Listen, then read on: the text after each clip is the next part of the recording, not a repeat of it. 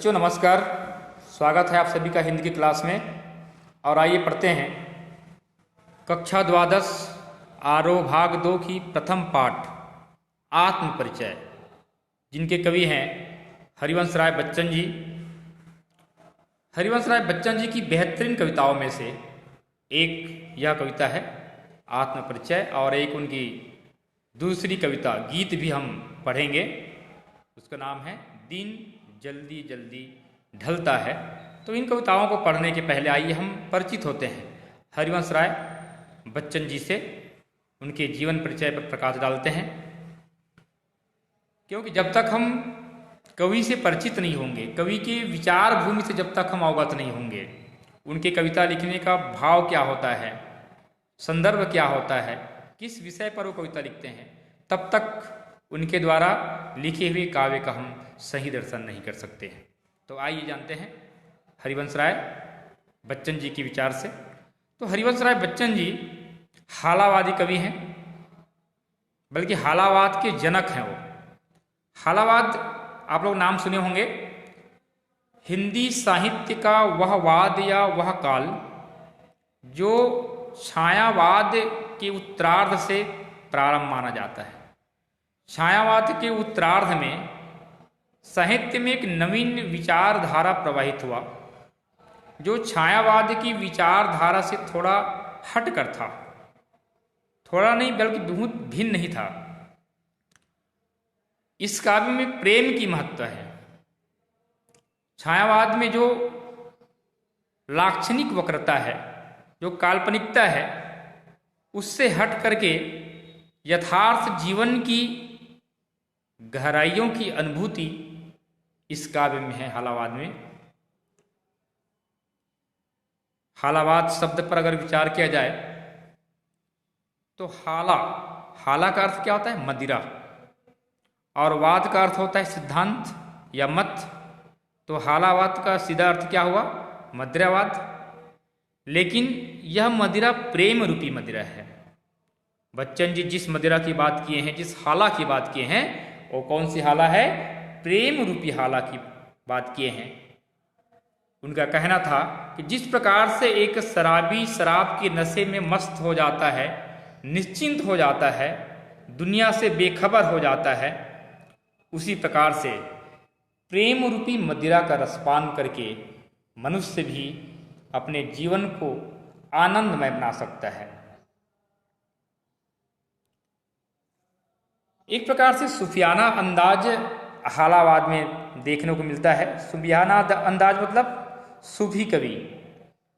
सूफी कवियों की जो विचारधारा है, वो कहते हैं कि हमारी आत्मा एक प्रेमी है और परमात्मा प्रियतमा है। जिस प्रकार से एक प्रेमी अपनी प्रियतमा से मिलने के लिए आकुल रहता है और उससे मिलने का हर संभव प्रयत्न करता है, उसके लिए चाहे उसे 7 समुंदर पार क्यों ना करना पड़े, लेकिन एक प्रेमी अपनी प्रियतमा से मिलने के प्रयास करता है। उसी प्रकार से हमारी जो आत्मा रूपी प्रेमी है, वो भी परमात्मा रूपी प्रियतमा से मिलने के लिए व्याकुल होती है। ये सूफी दर्शन है, सूफी विचारधारा है। तो इस हालावाद में भी प्रेम को ही अधिक महत्व दिया गया है। ठीक है, प्रेम इस काव्य की प्राण है। हालावाद की प्रेम ही आधार है। और यूं कहें तो हालावाद जीवन को आनंद और मस्ती से जीने की भावना है। सूफियों का कहना था कि खुदा, रोजा, नमाज आदि बाहर अमरों से प्राप्त नहीं हो सकता, खुदा को प्रेम से ही हम प्राप्त कर सकते हैं। प्रेम की गहराई से ही खुदा के दर्शन हो सकता है। सूफियों ने प्रेम और आनंद की तुलना शराब के नशे से की है। कोई सूफी कवि कहते हैं कि मजा शराब का कैसे कहूँ तुझसे जाहिद, मजा शराब का कैसे कहूँ जाहिद, हाय कमबख्त तूने पी ही नहीं। कुल मिलाकर कवि कहते हैं कि जो प्रेम रूपी मदिरा का रसपान किया है, वही इस प्रेम की नशा से वाकिफ हो सकता है। जो प्रेम रूपी नशा का कभी रसपान ही नहीं किया है, वो प्रेम की नशा से अवगत नहीं हो सकता है। तो इस प्रकार से पूरे संसार को, संपूर्ण संसार को बच्चन जी प्रेम और मस्ती का संदेश देना चाहते हैं। यही उनके काव्य का प्राण है। ये हालावाद के बारे में बताने का प्रयास किया। आइए हरिवंश राय बच्चन जी की जीवन परिचय से हम परिचित होते हैं। उनका जन्म हुआ था सन 1907 इलाहाबाद में। प्रारंभ में इनका जन्म बहुत संघर्ष भरा रहा, कष्टमय रहा। कहते हैं कि महज 26 वर्ष की आयु में ही इनकी जो पहली पत्नी थी श्यामा बच्चन, उनकी निधन हो गई। उनके निधन का, उनसे बिछोह का बच्चन जी को गहरा दुख हुआ। उनकी अनुभूति उनको जीवन में हमेशा रही और उनके वियोग में उन्होंने अनेक काव्यों की रचना की है। मधुशाला, मधुबाला, मधुकलश, निशा निमंत्रण, एकांत संगीत, मिलन यामिनी, ये सभी जो काव्य हैं वो उन्हीं का परिणाम है। और भी बहुत सारी रचनाएं हैं, इसको आप लोग सभी पढ़ेंगे। और रचनाएं के जस्ट नीचे दिया है, देखिए उनका निधन हुआ था सन 2003 मुंबई में। और बहुत सुंदर वाक्य यहाँ पर बच्चन जी लिखते हैं। और ये जो वाक्य है, हर पाठ में कवि का जो जीवन परिचय है वहाँ पर हर कवि के बारे में यहाँ पर दिया है। हर कवियों की ये किसी न किसी उनकी रचनाओं से लिया जाता है। बहुत सुंदर वाक्य लिखा है, पढ़िए इसको। तो लिखते हैं, पूर्व चलने की बटोही बाट की पहचान कर ले।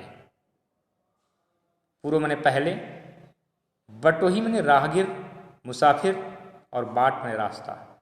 अर्थ आपको समझ में इसी आ गया होगा।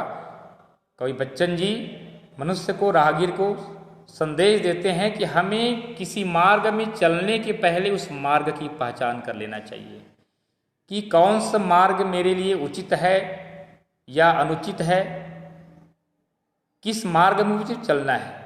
एक लक्ष्य तय कर लेना चाहिए मनुष्य को और उस लक्ष्य में ही मनुष्य को चलना चाहिए।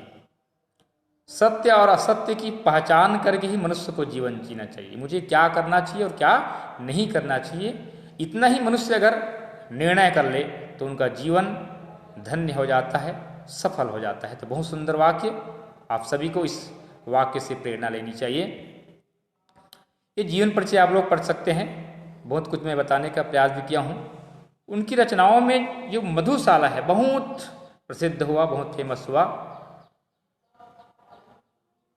बच्चन जी कहना चाहते हैं कि हमारा जीवन एक तरह से मधु कलश है और दुनिया मधुशाला है।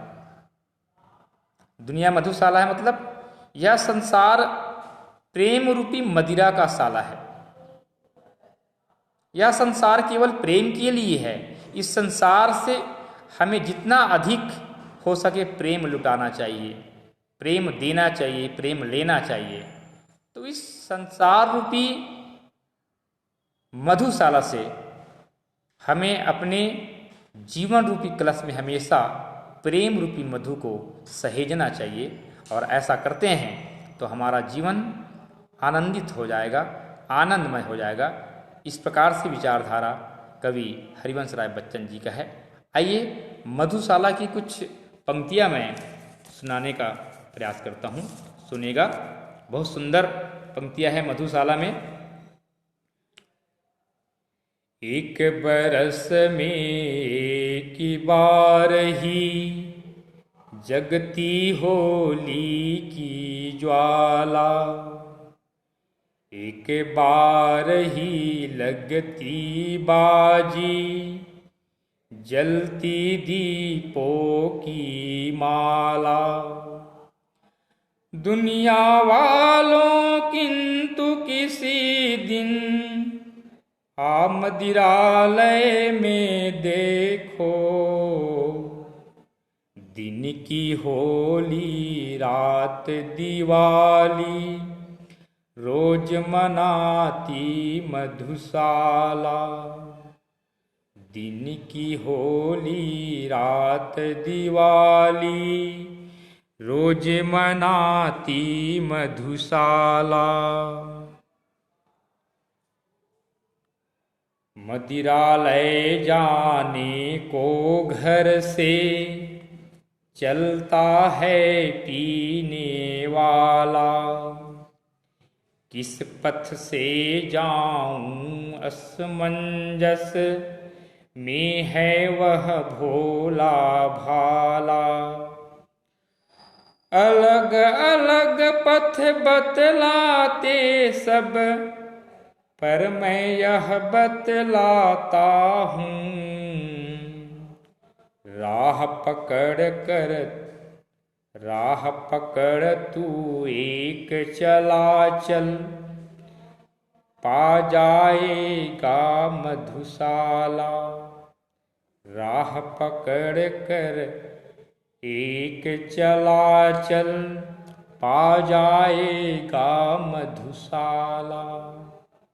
इस प्रकार से मधुशाला के माध्यम से हरिवंश राय बच्चन जी दुनिया को प्रेम और मस्ती का संदेश देते हैं, लेकिन साथ ही साथ इस मधुशाला में हरिवंश राय बच्चन जी की आकुल पुकार है, वेदना है। तो ये रही मधुशाला की कुछ पंक्तियाँ। इसके पश्चात आइए हम इसके द्वारा जो पाठ हम पढ़ने वाले हैं आत्मपरिचय, उनका सस्वर वाचन करते हैं।